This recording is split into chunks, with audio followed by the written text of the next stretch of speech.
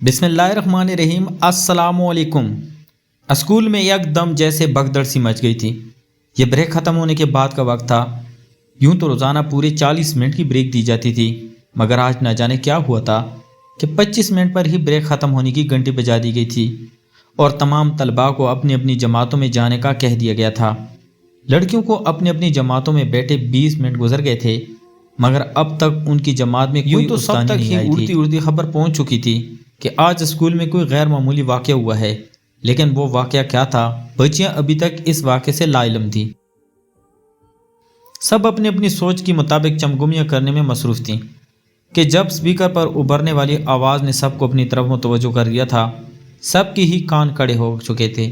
School کی principal نے school میں موجود تمام بچیوں کو اسکول کے گراؤنڈ میں جمع ہونے کو کہا تھا، جس کے بعد ساری بچیاں اپنی اپنی جماعتوں سے نکلی اور بھاگتے بھاگتے گراؤنڈ میں آ کر جمع ہوتی جا رہی تھیں۔ گراؤنڈ میں پرنسپل کے علاوہ اسکول کا تمام اسٹاف موجود تھا۔ مالی، پیون اور آیا بھی وہیں پر تھیں۔ اسکول کے گارڈز کو بھی بلوایا گیا تھا۔ تمام بچیوں کو قطاریں بنوا کر کھڑا کیا گیا اور اس کے بعد پرنسپل نے استانیوں کو کوئی اشارہ کیا تھا، جس کے بعد استانیاں ایک ایک قطار کی طرف بڑھتی بچیوں کی چیکنگ کرنے لگی تھیں۔ بچیوں کو سمجھ میں نہیں آ رہا تھا کہ یہ سب کچھ کیا ہو رہا تھا۔ پہلے ہنگامی صورتحال میں گراؤنڈ میں بلوانا اور اب یہ چیکنگ بار بار پوچھنے پر بھی انہیں استانیوں کی طرف سے کوئی جواب نہیں ملا تھا۔ جب ساری بچیوں کی چیکنگ کر لی گئی تو اس کے بعد پرنسپل نے آیا اور پیون کو اسکول کے اندرونی حصے کی جانب بھیجا تھا تاکہ وہ اندر جا کر اچھی طرح چیک کر کے آئیں کہ کہیں کوئی بچی اندر تو نہیں ہے۔ 10 منٹ بعد وہ لوگ بھی واپس آ گئے تھے اور پرنسپل کو اندر کسی کے نہ ہونے کا بتایا تھا، جس کے بعد پرنسپل کے چہرے پر پریشانی کے تاثرات مزید ابھر آئے تھے۔ پرنسپل نے ایک پرسوچ نظر تمام بچیوں پر ڈالی تھی اور اس کے بعد انہیں اپنے اپنے کلاس رومز میں جانے کی اجازت دی۔ بچیاں یوں ہی قطاروں کی شکل میں اسکول کی اندرونی حصے کی جانب بڑھنے لگی تھی، جبکہ ان کے کچھ فاصلے پر کھڑی پرنسپل گہری نظروں سے انہیں جاتا ہوا دیکھنے میں لگی تھی۔ تمام بچیوں کو کلاس روم میں بھیجنے کے بعد پرنسپل نے ایک مرتبہ پھر سے سارے اسٹاف کو اسٹاف روم میں بلا لیا تھا اور پچھلے 1 گھنٹے سے جاری شدہ میٹنگ پھر سے شروع کر دی تھی۔ اسکول کی پرنسپل سخت پریشان تھی۔ اسے کچھ سمجھ نہیں آ رہا تھا کہ وہ کیا کرے اور کیا نہیں۔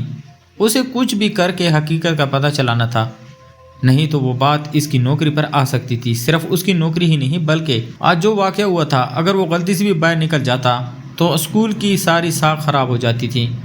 لیکن یہ پرنسپل کو سمجھ نہیں آ رہا تھا کہ وہ حقیقت تک پہنچے تو کیسے پہنچے۔ بات کوئی اتنی چھوٹی نہیں تھی کہ جسے نظر انداز کر دیا جاتا یا بلا دیا جاتا۔ کوئی ادارہ بھلا کیسے یہ بات برداشت کر سکتا ہے کہ اس کے ادارے کے اندر کوئی غلط کام ہو رہا ہو، کام بھی ایسا جس پر یقین کرنا بھی مشکل ہو۔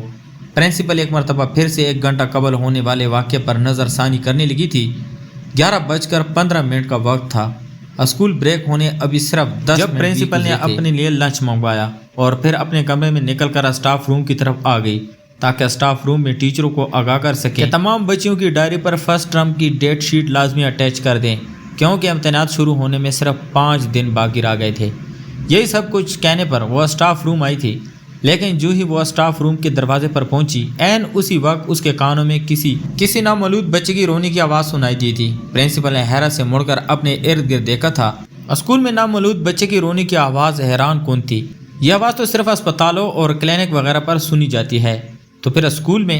ایک لمحے کو پرنسپل نے سوچا کہ شاید کسی بچے کی ماں اسکول آئی ہو اور اس کے ساتھ کوئی بچہ ہو، لیکن پھر سوچنے والی بات یہ تھی کہ اگر کوئی عورت آئی بھی تھی تو وہ اس قدر چھوٹے بچے کو ساتھ کس طرح لا سکتی تھی، کیونکہ جو آواز آئی تھی وہ آواز ایسی تھی کہ جیسے کوئی بچہ ابھی ابھی دنیا میں آیا ہو۔ یہ اس بچے کی رونے کی پہلی آواز تھی۔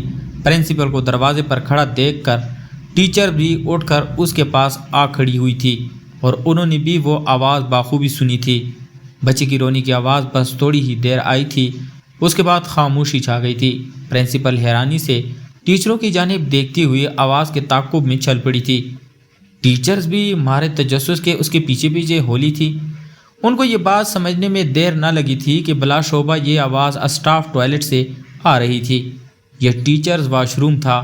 یہی بات ان سب کے لیے زیادہ حیران کن تھی کہ ان میں سے تو کوئی بھی ٹیچر اس حالت میں نہیں تھی۔ تو پھر سوال یہ پیدا ہوتا تھا کہ آخر اسٹاف واش روم میں تھا کون؟ وہ سب چلتی ہوئی واش روم کے دروازے پہ پہنچ چکی تھی۔ واش روم کا دروازہ کھلا ہوا تھا، جس کی وجہ سے وہ اندر کے مناظر बगैर किसी दखल के देख सकती थी। जो ही उन्होंने सामने देखा, यकदम से सब हैरत के समंदर में उतर गई थी। सामने का मंजर देखकर उनकी आंखें हैरत से पट्टी की पट्टी रह गई थी।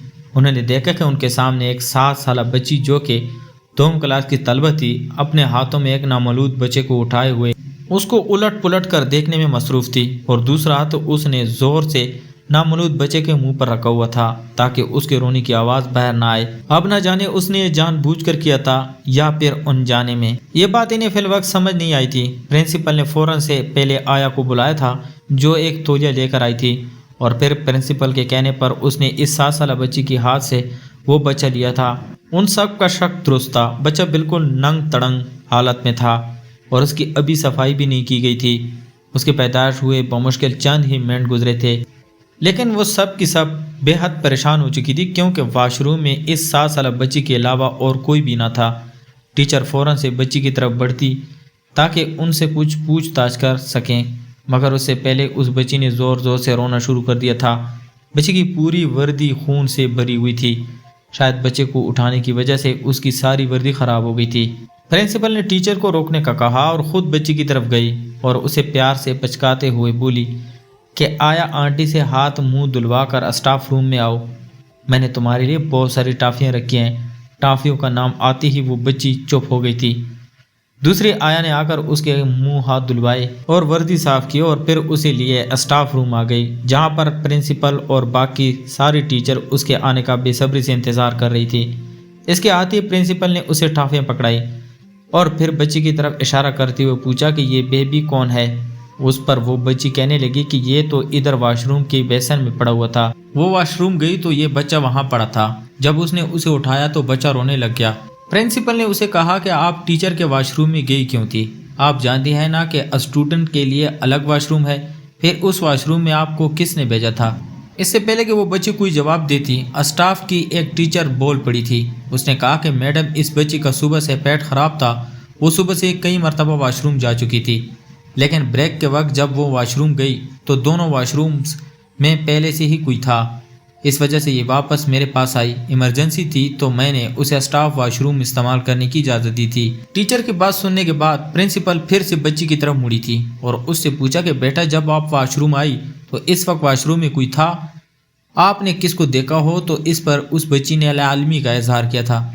उसका कहना था कि जब वो हाजत से फारिग होने के बाद बेसन से हाथ धोने लगी थी तब उसे बेसन से ये बच्चा मिला था। प्रिंसिपल 10 मिनट तक इस बच्ची से मुख्तलिफ सवालात करती रही थी, लेकिन इस बच्ची ने मजीद कुछ भी नहीं बताया था, बल्कि इस तरह सवालात पर सवाल पूछने जाने पर वो खौफजदा हो गई थी।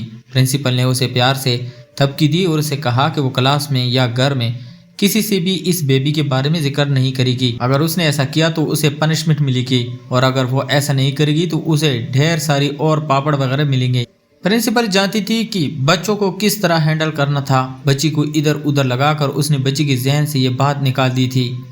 साथ ही साथ उसने ब्रेक बंद करके तमाम बच्चियों को ग्राउंड में बुलवाया था ताकि सबकी चेकिंग वगैरह की जा सके, मगर कहीं से कोई सुराख न मिला था।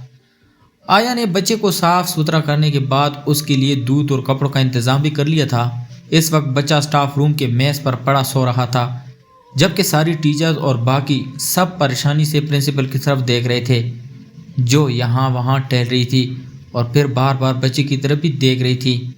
प्रिंसिपल ने अपने कमरे से अपना लैपटॉप मंगवाया था। स्कूल में सिर्फ एक ही कैमरा था जो असेंबली हॉल के साथ स्टाफ रूम और प्रिंसिपल ऑफिस के दरवाजे के बाहर को कवरेज करता था।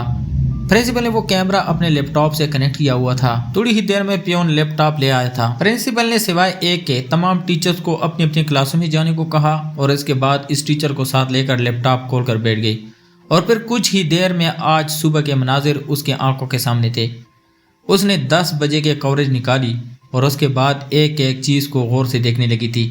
10 बजे से लेकर 11:15 तक स्टाफ में से सिर्फ 3 टीचर थीं जो वॉशरूम वाली साइड गई थी और उन्हें वापस आना भी देखा गया था। वीडियो चलते चलते 11:15 के करीब पहुंच गई थी। एन उसी वक्त प्रिंसिपल के ऑफिस के फोन पर किसी की कॉल आ गई थी। प्रिंसिपल इस टीचर को देखते रहने का कहकर खुद पियोन के बुलावे पर ऑफिस की जानिब चल पड़ी थी। जबकि वो टीचर वीडियो देखने लगी थी, वीडियो 10:50 पर पहुंच चुकी थी। क्या स्क्रीन पर देखते हुए उस टीचर की आंखों में पहले ताज्जुब उभरा था پھر اس کے بعد یک لخت اس کے چہرے کا رنگ سفید پڑ گیا تھا۔ 11:52 پر ایک 9 سالہ بچی جو چوتھی جماعت کی طالبہ تھی وہ اس جانب گئی تھی جو 11:05 پر واپس آئی تھی۔ اس کو دیکھ کر اس ٹیچر کے ہاتھوں میں یک دم پسینہ آیا تھا۔ اس نے کانپتے ہاتھوں سے ویڈیو کو ایک دم سے روک دیا تھا اور اسے کلوز کرنے لگی تھی۔ جوں ویڈیو کلوز ہوتی جا رہی تھی ویسے ویسے اس بچی کے چہرے کی گھبراہٹ واضح دکھائی دینے لگی تھی۔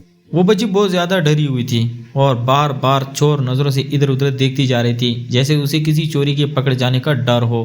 ساتھ ہی ساتھ اس نے بڑی بات جس نے اس ٹیچر کو سوچنے پر مجبور کیا تھا وہ اس بچی کی چال میں واضح لڑکڑاہٹ تھی۔ وہ بچی بہت زیادہ لڑکڑا کر چل رہی تھی۔ اس کے ساتھ ہی ساتھ اس کے ہاتھ میں کچھ تھا جیسے وہ بغل کے نیچے رکھ کر چھپانے کی کوشش کر رہی تھی۔ وہ ٹیچر ایک دم سے سارا معاملہ سمجھ چکی تھی۔ مارے گھبراہٹ کے اس کے ماتھے پر بھی پسینے کے بوندیں چمکنے لگی تھی۔ اسے ایک دم سے اس لڑکی پر غصہ آیا تھا لیکن پھر اس نے بڑی مشکل سے اس غصے کو کنٹرول کیا تھا کیونکہ یہ وقت غصہ کرنے کا ہرگز نہیں تھا۔ اس وقت اسے ہوش سے کام لینا تھا، جوش سے نہیں۔ یہی سوچتے ہوئے اس نے خود کو کمپوز کیا اور ایک گہری سانس خارج کرنے کے بعد وہ سوچ چکی تھی کہ اس نے کیا کرنا ہے۔ اس نے ایک نظر سٹاف روم کے دروازے کی طرف دیکھا اور پھر سامنے بیٹی آیا کو جو بار بار اس سے پوچھ رہی تھی کہ میڈم کچھ نظر آیا کہ نہیں، اس نے آیا کو اپنے لیے چائے بنا کر لانے کو کہا اور پھر اس کے جانے کے بعد اس نے فوراً سے لیپ ٹاپ اٹھا کر گود میں رکھ لیا تھا۔ اس کے پاس صرف 5 منٹ تھے، اسے جو بھی کرنا تھا ان 5 منٹوں کے اندر ہی کرنا تھا۔ اس نے جلدی جلدی اپنی انگلیاں چلائی اور پھر صرف 3.5 ہی منٹ کے بعد اس کے چہرے پر ایک پرسکون لہر دوڑ گئی تھی۔ اس نے 10:50 سے لے کر 11:05 تک کی ساری ویڈیو ڈیلیٹ کر دی تھی اور اس کی جگہ ایک دوسری ویڈیو ایڈجسٹ کر دی تھی۔ وہ ان کاموں میں ویسے بھی ماہر تھی۔ اس نے لیپ ٹاپ کو واپس ٹیبل پر رکھا اور 11 بجے سے ویڈیو پلے کر دی تھی۔ اتنے میں پرنسپل اسٹاف روم میں داخل ہوئی اور آ کر اس ٹیچر کے پاس کھڑی ہوئی تھی اور اس سے استفسار کرنے لگی تھی، جس پر اس ٹیچر نے نفی میں سر ہلایا تھا کہ اب تک اور کوئی بھی اس طرف نہیں گیا تھا۔ یہ بات کہتے ہوئے اس کی زبان ہلکلاہٹ کا شکار ہوئی تھی، جس پر پرنسپل نے اسے غور سے دیکھا تھا لیکن وہ ماہر تھی۔ اس نے اگلی ہی پل خود کو سنبھال لیا تھا۔ تھوڑی ہی دیر میں ملازمہ چائے لے کر آئی تھی۔ چائے پینے کے بعد اس ٹیچر کی طبیعت اچانک ہی سے خراب ہو گئی تھی۔ اس نے پرنسپل سے گھر جانے کی اجازت لی اور ساتھ ہی اپنی بھتیجے کو بھی لے گیا تھا کیونکہ اب ویسے بھی چھٹی کا وقت ہونے والا تھا۔ اس کا گھر اسکول سے محض 10 منٹ کی دوری پر تھا۔ گھر کے بیرونی گیٹ سے اندر داخل ہوتی ہی اس نے اپنی بھتیجی کے بالوں کی چوٹی سے پکڑا تھا اور گھسیٹتے ہوئے لا کر اپنی ساس کے قدموں میں پھینکا تھا اور اپنی ساس سے کہنے لگی کہ اماں اپنی لاڈلی کو سنبھال لے، تجھے پہلے بھی کہا تھا کہ اسے کسی اور اسکول میں ڈال لے، لیکن تجھے اس منوس کو میرے ہی سر پر ڈالنا تھا۔ آج تو میں نے اسے بال بال بچا لیا ہے، لیکن اگر اس کے یہی کرتوت رہے تو سارے زمانے میں تھو تھو کرے گی۔ اس کو بتا دینا اب اسے میں اپنے اسکول لے کر نہیں جاؤں گی، اسکول کیا اسے تو میں اب اپنے گھر میں بھی نہیں رکھوں گی، تو اس کو بیچ یہاں سے۔ بس اتنا کہتے ہوئے وہ اپنے کمرے میں جا چکی تھی، جبکہ اس کی ساس پوتی کو سینے سے لگائے ہکا بکا سے اپنی بہو کی چلتی ہوئی زبان دیکھ رہی تھی۔ اس وقت اسے اپنی بہو کہیں سے بھی پڑھی لکھی معلوم نہیں ہو رہی تھی۔ اس وقت اگر کوئی اور اسے دیکھ لیتا تو وہ مان ہی نہیں سکتا تھا کہ یہ عورت ایک ادارے کی استانی ہے۔ خیر وہ بہو پر 3 حرف بیچتے ہوئے پوتی کی طرف متوجہ ہوئی تھی جس کا رنگ زرد پڑ رہا تھا اور ہاتھ پاؤں ٹھنڈے ہو رہے تھے۔ اسی وقت اسے اپنے پاؤں پر کچھ گیلا گیلا محسوس ہوا تھا۔ اس نے جیسے ہی اپنا پاؤں سامنے کر کے دیکھا تو چکرا کر رہ گئی۔ اس کا پورا پاؤں خون سے بھرا ہوا تھا۔ اس کی پوتی اس کی باہوں میں ہی بے ہوش ہو گئی تھی۔ اس نے جیسے پوتی کی یہ حالت دیکھی تو اس کے ہاتھ پیر پھول گئے تھے۔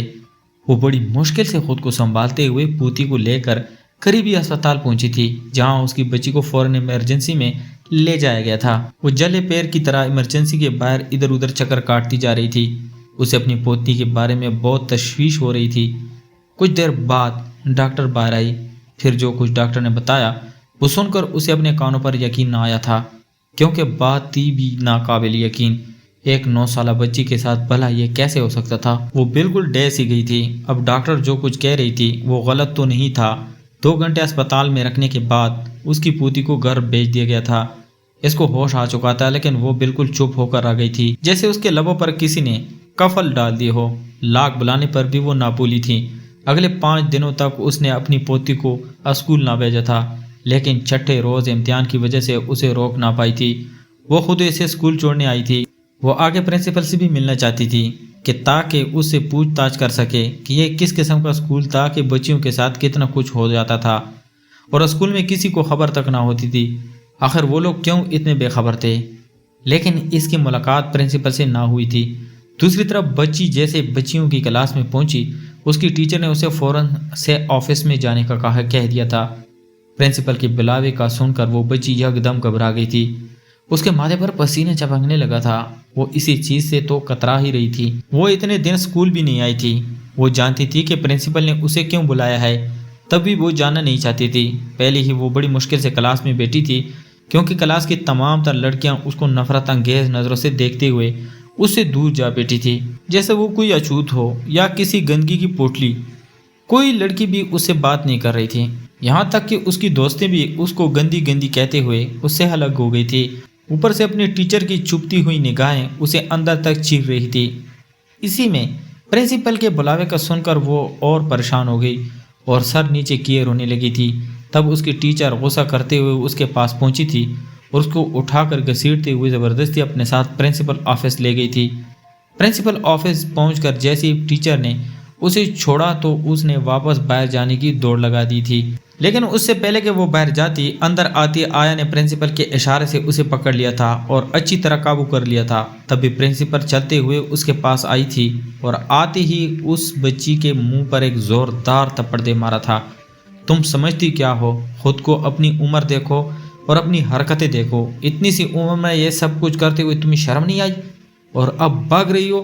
تم نے کیا سوچا کہ تمہیں کچھ پتہ نہیں چلے گا؟ یہ تمہاری غلط فہمی ہے۔ ہم سب کچھ جان چکے ہیں، حقیقت کبھی چھپ نہیں سکتی۔ اب بتاؤ کیوں کیا تم نے؟ یہ سب کچھ کس نے کیا ہے تمہارے ساتھ ایسا؟ پرنسپل شروع میں کچھ سخت ہوئی اور آخر میں نرم لہجہ اپناتے ہوئے اس بچی سے پوچھنے لگی تھی، سختی کرتی بھی تو کس پر کرتی؟ اس کے سامنے کھڑی بچی جس کا قد بمشکل 3.5 فٹ کا تھا، آنسو گالوں سے پسل پسل کر نیچے گر رہے تھے اور خوف سے تھر تھر کانپ رہی تھی۔ پرنسپل کی بات سنتی ہی وہ آیا سے اپنے بازو چھڑواتے ہوئے پرنسپل کے پیروں میں گر گئی۔ میں نے کچھ نہیں کیا میڈم، میرا کوئی قصور نہیں ہے، مجھے کچھ نہیں پتا۔ میں نے گھر جا کر دادو کو بتایا تھا، دادو نے کہا تھا کہ ڈرتے نہیں ہیں، یہ نظام قدرت ہے، تم پریشان نہ ہو، میں سچ کہہ رہی ہوں۔ میڈم میرا یقین کریں، میں نے کچھ نہیں کیا، میں گندی نہیں ہوں، سب لڑکیاں مجھے گندی کہہ رہی ہیں۔ میڈم میں گندی نہیں ہوں۔ اتنا کہتے ہی وہ بچی پرنسپل کے قدموں میں ہی بے ہوش ہو گئی تھی۔ اس کی یہ حالت دیکھ کر پرنسپل نے فوراً سے پہلے اسے اسپتال پہنچایا تھا اور پھر وہاں ان کو جو کچھ پتہ چلا ان کے پیروں تلے سے زمین نکلنے کے لیے کافی تھا۔ پرنسپل نے اسی وقت اسکول فون کر کے وائس پرنسپل کو لیسٹ بنانے کو کہہ دیا تھا کہ اس دن جو بھی جتنے لوگ بھی اسکول میں موجود تھے ان تمام کے نام لکھے جائے اور کل ہر حال میں ان کو اسکول میں حاضر کیا جائے۔ پرنسپل سخت طیش میں آ چکی تھی۔ اس بچی کی ضروری ٹریٹمنٹ کے بعد پرنسپل اسے گھر پہنچا آئی تھی۔ اگلی صبح پرنسپل کے ٹیبل پر سارا ریکارڈ موجود تھا۔ پہلے تو پرنسپل نے اس بات کی اچھی طرح یقین دہانی کی وہ تمام کے تمام لوگ آج حاضر تھے، پھر چاہے وہ گارڈ ہو یا کلرک پیون ہو یا پھر صفائی والا، تمام لوگوں کو اسکول کے میدان میں جمع کرا لیا گیا تھا۔ اس کی تھوڑی ہی دیر بعد پرنسپل نے سٹی ہسپتال فون کیا اور اگلے آدھے گھنٹے میں اسکول میں ہسپتال کی پوری ٹیم پہنچ گئی تھی جو ان سب لوگوں کے ڈی این اے ٹیسٹ کرانے آئی تھی، کیونکہ اس دن جب پرنسپل اس بچی کو ہسپتال لے کر گئی تھی تو ڈاکٹر نے بتایا تھا کہ بچی کسی صدمے کے زیر اثر بے ہوش ہوئی ہے، اور صدمہ یہ تھا کہ بچی کو بالغ ہو جانے کے بارے میں کوئی علم نہیں تھا۔ بچی کے ماں باپ نہیں تھے، دادی کے ساتھ چچا اور چچی کے گھر میں رہتی تھی۔ چچی کو تو وہ شروع سے اچھی نہیں لگتی تھی، نہ جانے اس کی چچی کو اس سے کیا خار تھی، اور دادی بیچاری پرانے زمانے کی تھی۔ اس کے ذہن میں یہی بات تھی کہ بچیاں 14 یا 15 سال کی عمر میں یا 12 سال کے بعد بالغ ہوتی ہیں، لیکن آج کل وقت بدل گیا، اب تو ہر دوسری تیسری بچی 9 سال 10 سال کی عمر میں بالغ ہو رہی ہے۔ اس 9 سالہ بچی جس کا نام کشف تھا، اس کے ساتھ بھی یہی ہوا تھا، وہ 9 سال کی عمر میں ہی بالغ ہو گئی تھی۔ اس دن وہ اسی سلسلے میں ایک ٹیچر کے پاس گئی تھی جس نے اسے ضروری چیزیں دینے کے بعد واش روم بھیجا تھا۔ پھر اس ٹیچر کی ماں کی موت ہو گئی تو وہ اسی دن ایمرجنسی چھٹیوں پر چلی گئی تھی اور آج پرنسپل کے بے حد اصرار کرنے پر واپس آئی تھی۔ اس دن گھر آنے کے بعد کشف کی چچی نے اس کے ساتھ جو سلوک کیا، اس کے بعد کشف بہت ڈر گئی تھی۔ اس نے سوچا کہ اس سے کچھ غلط ہو گیا ہے جو نہیں ہونا چاہیے تھا۔ اس لیے اس کی چاچی اسی کہہ رہی ہے۔ اس کے بعد اس نے اپنی دادی کی بات بھی سنی تھی جو وہ ڈاکٹر سے کہہ رہی تھی کہ اتنی چھوٹی سی بچی کے ساتھ کہ یہ سب کچھ کیسے ہو سکتا ہے۔ یہ سب سن کر وہ ڈر گئی۔ مزید سونے پہ سہاگا یہ ہوا کہ کلاس کی بچیوں نے اسے گندا کہنا شروع کر دیا۔ وہ تو اسے گندا اس لیے کہہ رہی تھی کیونکہ وہ گھر والوں سے اور ٹیچروں کی زبانی انہوں نے سنا تھا کہ کشف کی چھوٹی سی عمر میں بچہ ہوا ہے، لیکن کشف اس بات سے انجان تھی۔ وہ سمجھتی رہی کہ پیریڈ کی وجہ سے ہی ساری لڑکیاں اسے گندی کہہ رہی ہیں، لیکن اسپتال پہنچ کر پرنسپل کا شک بھی دور ہو چکا تھا۔ پھر جب وہ کشف کو چھوڑنے کو گھر گئی تو ان کی ملاقات کشف کی دادی سے ہوئی تھی۔ ان سے گھر کے حالات وغیرہ جاننے کے بعد پرنسپل وہاں سے نکل آئی تھی۔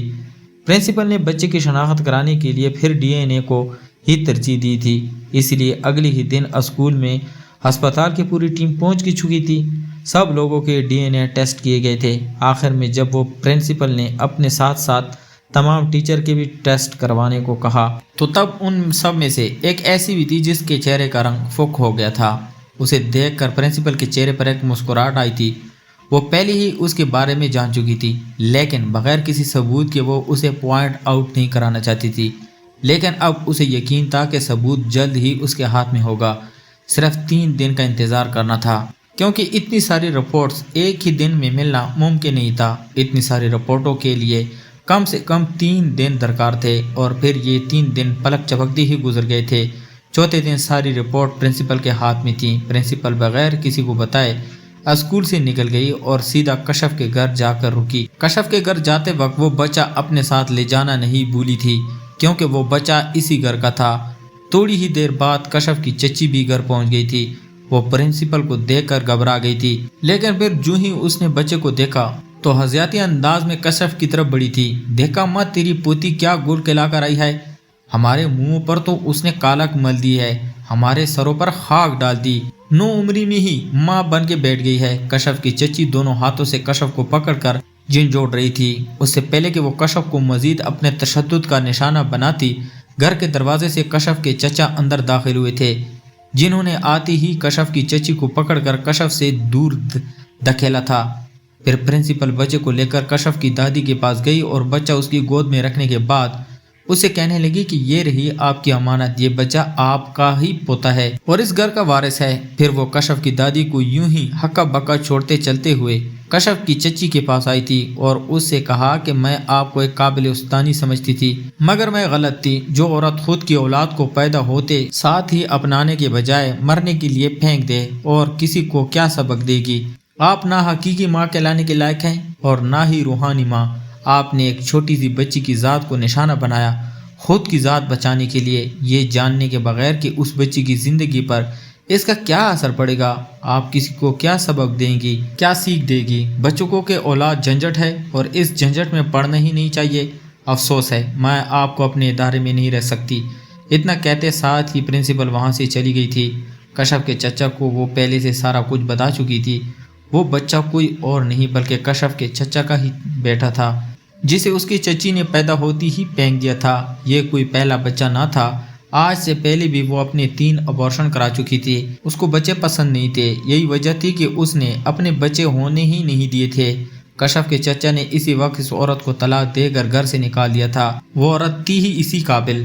اپنی ذات بچانے کے لیے اس نے کئی لوگوں کو مصیبت میں ڈالا تھا۔ اس کی وجہ سے اسکول کی اچھی خاصی ساکھ خراب ہوتے ہوتے رہ گئی تھی۔ اوپر سے اتنے لوگوں پر کیا جانے والا شک، کشف جیسی چھوٹی سی بچی پر بے بنیاد الزام لگا کر اس کی زندگی برباد کرنے کی کوشش کرنا سیر فرض تھا۔ یہ سب معافی کے قابل نہیں تھا اور نہ ان لوگوں میں اب اتنا ظرف تھا کہ اسے معاف کر کے دوبارہ اپنے پاس رکھ سکے۔ تو پیارے دوستو، میں امید کرتا ہوں آپ کو آج کی کہانی پسند آئی ہوگی۔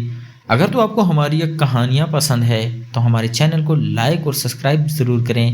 تو ملتے ہیں ایک اور انٹرسٹنگ سٹوری کے ساتھ، تب تک اپنا ڈھیر سارا خیال رکھیے گا۔ خدا حافظ۔